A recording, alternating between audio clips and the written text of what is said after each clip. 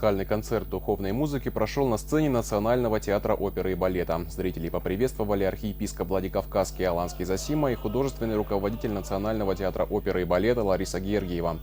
Хоровые коллективы православной гимназии имени Аксукольева, Госфилармонии, камерный хор «Алания», а также сольные исполнители выступили с народными композициями, произведениями осетинских авторов и церковными песнопениями.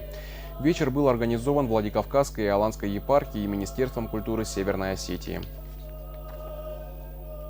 Эти пасхальные фестивали уже, которые начались, и наши вечера пасхальной музыки, поскольку фестивали будут не каждый год, это очень сложно и не так легко. А вот такие пасхальные встречи, я думаю, они сегодня нужны.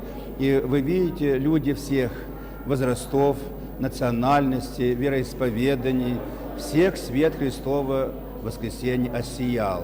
Посмотрите, какие они жизнерадостные, веселые, благодать Божья сошла на них. Я думаю, что в наше время такие духовные встречи, когда можно поговорить о вечности, подумать о своей жизни и о своем назначении на этой земле, вот люди приходят, этому радуются. Я считаю, что самое главное, это востребовано, это на сегодня нужно.